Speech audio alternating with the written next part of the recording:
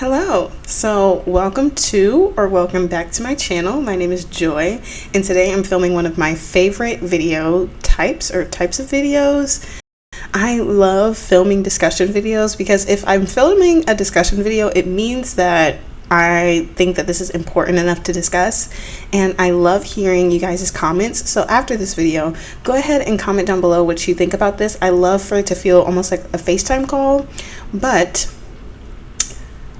I'm so happy that you're here. Let me get back on topic. I'm so happy that you're here, and thank you for being here. How are you?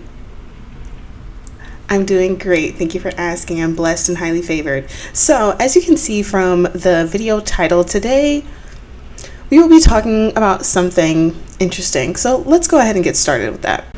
Also, if you hear some background noise, it's because I literally live on a busy street and I'm still working on how to work with this microphone. So please be patient with me and give me a lot of grace. So, as many of you guys have seen, it's been recently trending in the last year, 2 years, for there to be like an inspirational quote on top of like this beautiful scenery labeled as a motivational reel or inspirational reel. And those are some of my favorite things to watch. I've even posted some myself. Some are inspirational quotes, while some might be like a religious or spiritual quote that helps encourage people during their religious journey.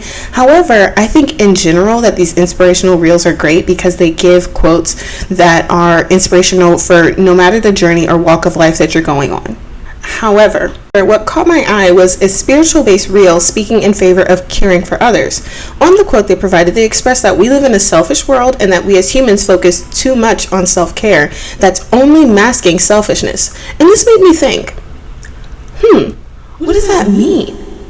I will admit that in past times I have thought that our current world in 2023, specifically America, lacks a lot of awareness of people around them, especially with the growth of online influencers, public filming of pranks, reactions, or really any other video that includes other people being filmed without their consent or filming happening in public. However, once I thought about it a little bit more, I came to the realization that the lack of awareness for others is frequently rooted in selfishness, so I somewhat understand what this creator was trying to imply. Along with my favorite word, entitlement. People feel entitled to film others because they think that they are the main character, and they think that the world revolves around them. But before you stone me, I most definitely am the main character of my own life, not of others. I do hope to be the main character of people's lives, such as like my friends and families. However, that expectation is not realistic. I don't have any expectation for everybody around me to reflect me as the main character of their lives because they're the main characters of their own lives. So this is where I see self-care somewhat come into play. I am the main character in the sense of I make my own food or dancing to music in my living room or maybe even meditating in a park. However, I don't have the expectation for me to be the first one in line at a grocery store or for my neighbors to stop their noise for my little dance party or for everyone to leave the park just so that I can meditate in peace.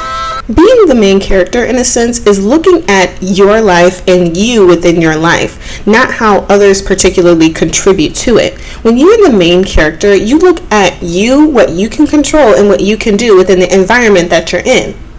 Only look at the things that you can control, and that really makes you the main character of your own life. Why would you sit here and pay attention to other people who have no control over the rest of your life, nor are they really harming anything that's happening with you anyways? And yeah, it sucks when somebody cuts you off in traffic. However, I have yet to meet somebody who cuts me off in traffic just because I'm Joy. It's not because it's me who got in their way. It's somebody who's cutting somebody off in traffic for whatever reason because they're stuck in their own little world. And keep in mind, if they've done it to you, they've done it to other people aside of you, and they've done it before. So it's not about you. And of course, I can go on this little spiel about how we are such minuscule parts of the universe and of the world and of everybody else's lives. However, if I'm being honest, that would probably send me spiraling into a midlife crisis.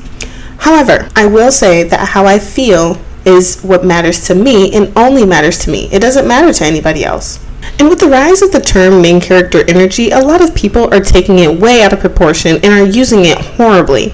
And you can see some great examples through Curtis Connor's videos, Cody Ko's videos. They are so funny, and I would most definitely recommend watching their videos for a good laugh and then coming back, because they talk about what's wrong with these people.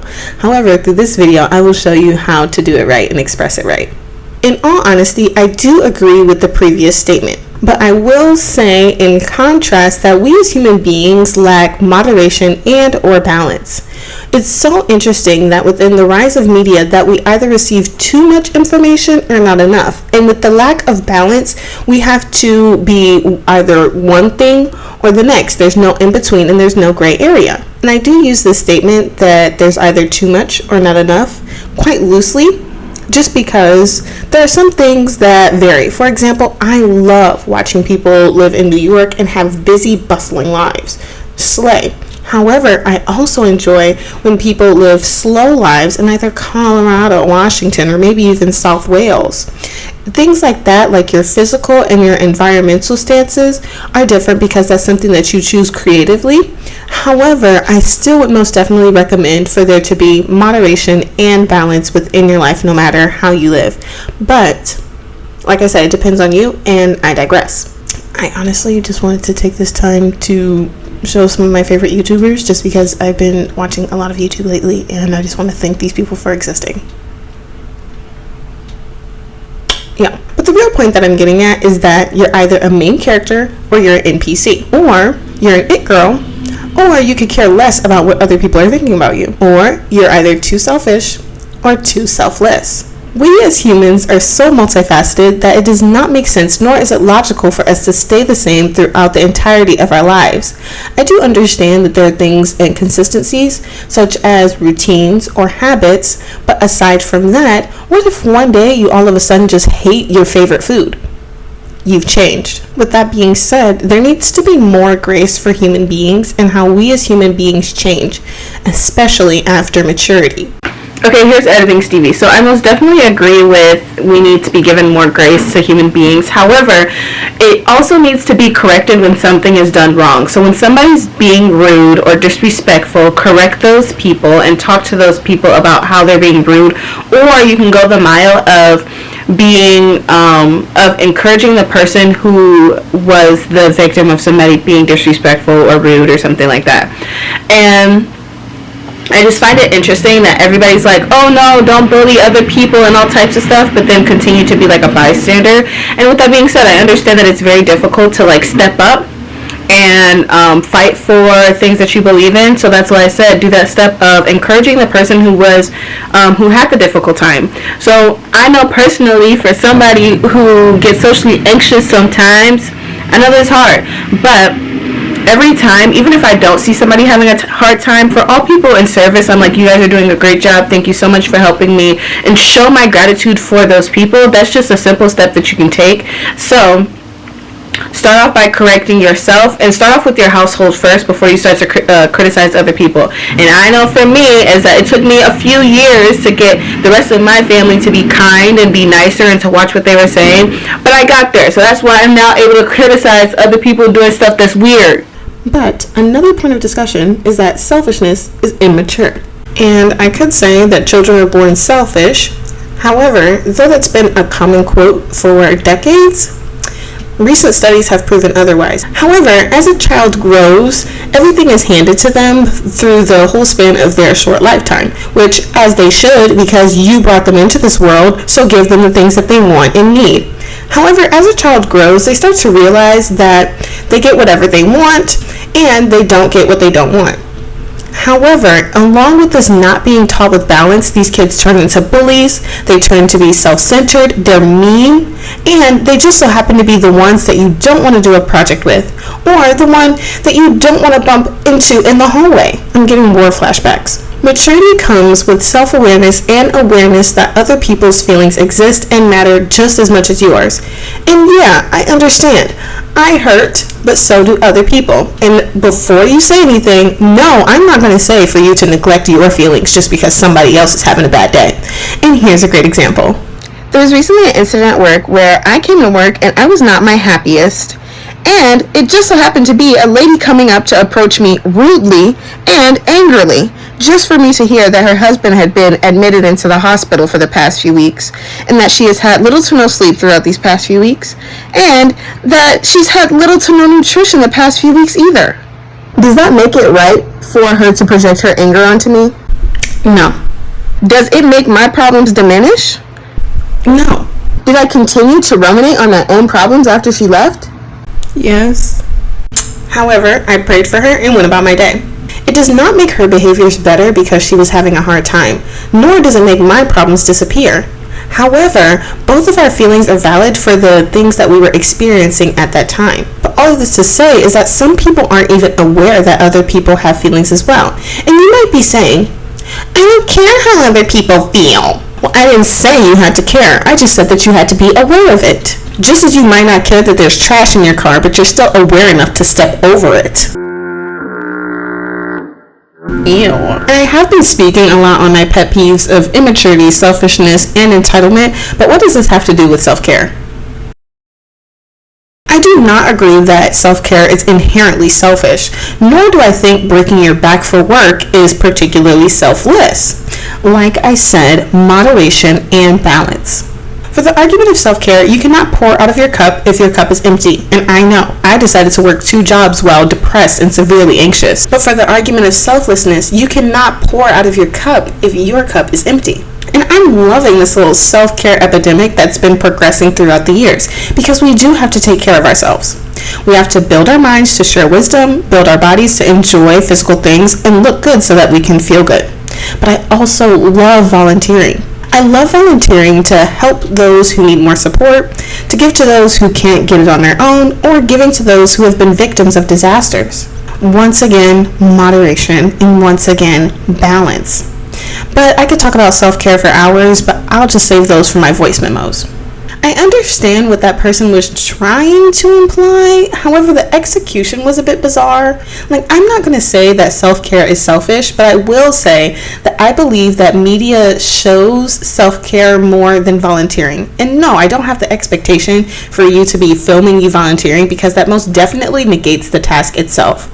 If you are sitting here volunteering in order for other people to see you volunteering, you're completely negating it. You just want people to see that you're a good person, not for the volunteering to be for the person who is in need.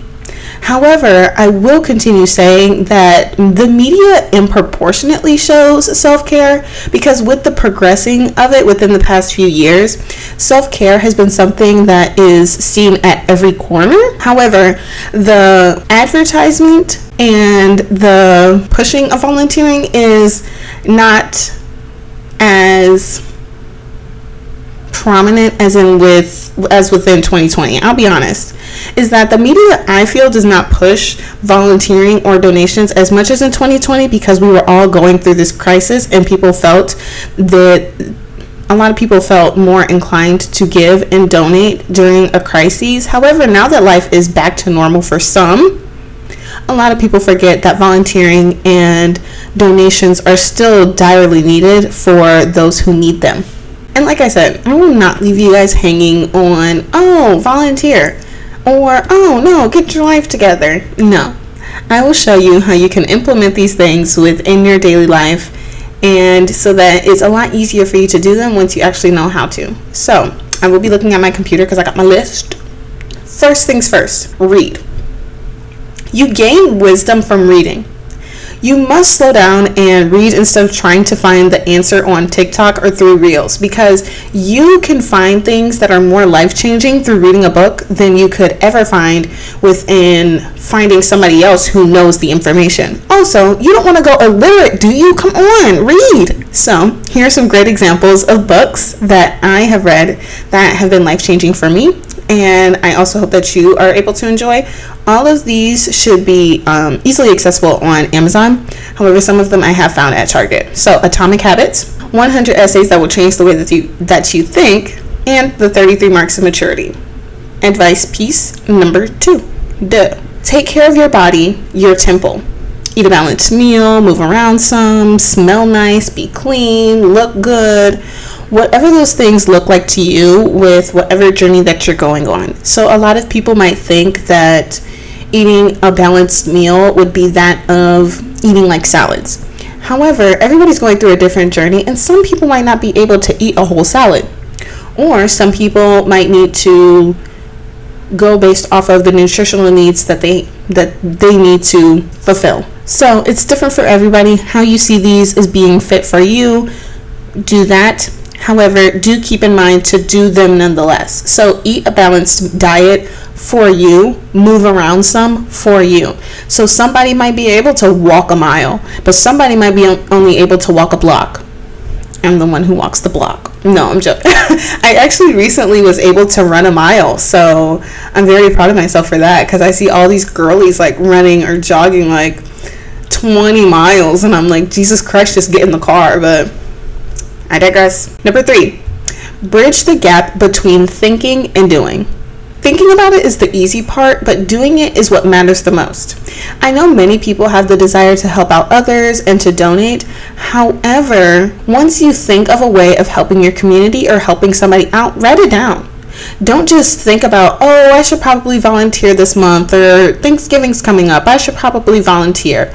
Don't just think about it, write it down, because when you write it down, your brain is more inclined to remember it, but also you're more inclined to do it when it's written somewhere, and the pages are keeping you accountable, because once you flip that page, you notice, oh, dang, I didn't volunteer. Yeah. Do it. And keep in mind that when it comes to volunteering, I'm not saying that the volunteering process or that the volunteering facility that you would be going to is dependent on you. However, you do have to be accountable for the fact that you didn't volunteer and you didn't help somebody else out. Now that's selfish, is not thinking about anybody else aside from yourself. Editing Joy back in a different outfit. But another thing that I advocated for in 2020 was donating and also doing other things to help organizations that you believe in. So I remember it was really popular in 2020 to send emails and to send already pre-written out emails to like politicians and things like that. Those things are still things that you can consistently do, and also join the emailing list of places that you advocate for or believe in, so that you are able to stay in the loop of some different things and different ways that you can help. And also when it comes to donating, I know that everybody does not have the opportunity to like donate whenever they want and stuff like that. That's why I really advocate for giving your time, or also for staying updated, because it might not always be them asking for money. They might just be asking maybe for support or coverage. I remember that was also really popular in 2020 is like hashtags and things like that to show your support.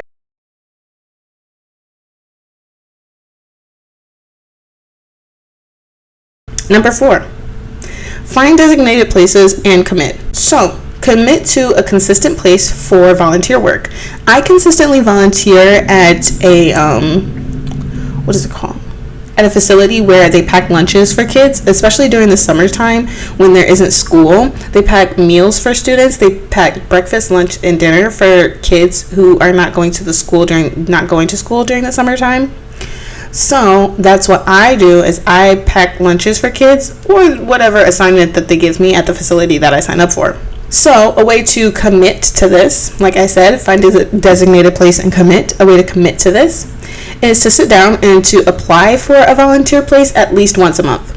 So make it a habit of yours to volunteer once a month. And so what I do is I will sit down like on like a Saturday or like a weekday evening, and I will book a volunteer day every month. So for example, say I'm sitting down right now. What I will do is I will book October, November, December's volunteer dates now, and then I'll put them on my calendar right now. It takes less than 5 minutes. So all you have to do is put in your information, like your phone number, your name. It's simple stuff. But so you do that, and boom, I already have my volunteer days for once every month, and I would love to increase that to twice a month. So this month I'm going to be volunteering around 3 times, but in November I only have once. But if you have the time to volunteer more, go ahead and do it. So some examples of volunteering that you can do is that you can go to soup kitchens or you can go to food kitchens, especially with Thanksgiving and Christmas coming up. Soup kitchens and food-based delivery are becoming more popular to volunteer at. You can also help deliver food to the elderly, though I've never done that.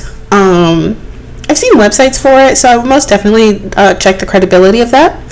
However, I've seen stuff online for that when I was looking for places to volunteer. Also, many schools need for you to volunteer to help print papers or help students during lunchtime.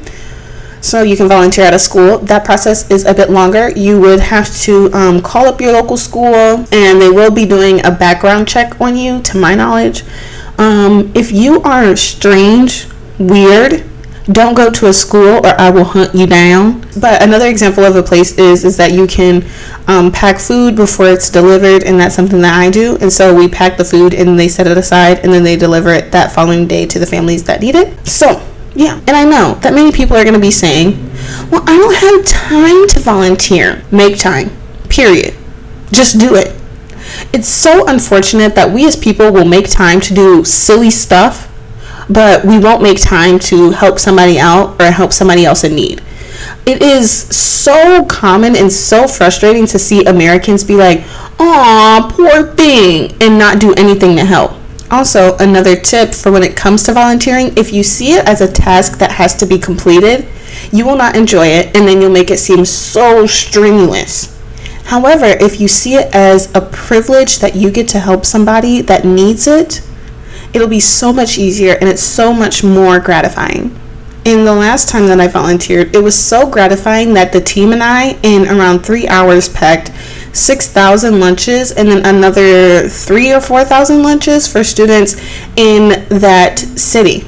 And so it was so gratifying to see that just with our couple of hands in a few hours that we were able to feed a child. Like, are you really going to deny a kid from eating?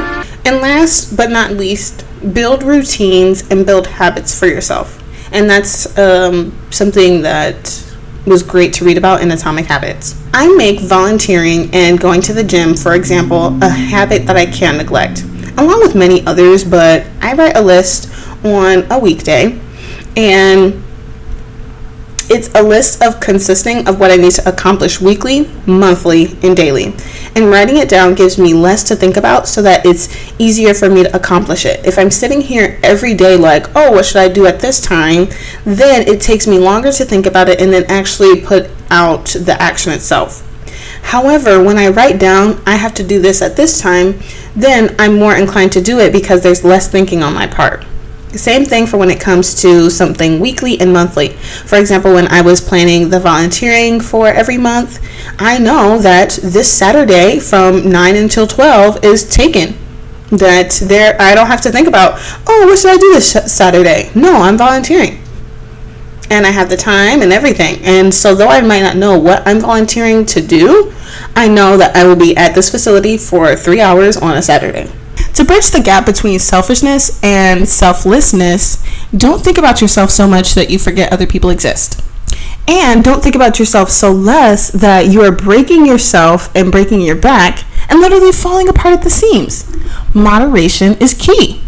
If you keep balancing your life, and if you follow some of the tips that I've given you guys today, there will never be a doubt if, am I too selfish? Am I breaking my back too much for others?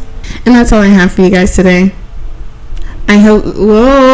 And that's all that I have for you guys today. I really hope that you guys enjoyed the video, and this is, like I said, a discussion. So let me know what you guys think in the comments. What is too selfish or what is too selfless for you? And give some examples of some things that you have dealt with where you felt too selfish or too selfless. I'm most definitely here to listen to what you guys have to say, and I love replying to comments. I reply to all the comments that you guys give me. So I hope that you guys enjoy your afternoon no matter where you are at. And I hope that you enjoyed this video. I hope that it gave you a different and new perspective. And I do find it ironic that this whole time I was referencing a reel that I did not have because I literally lost it. However, that's just how I roll. Also, I wanted to kind of make a video that's more concise, so let me know what you think about this, because I did have a script that was a little bit more strict. However, let me know. And that's Joy. Peace, love, and hair grease. I'm out.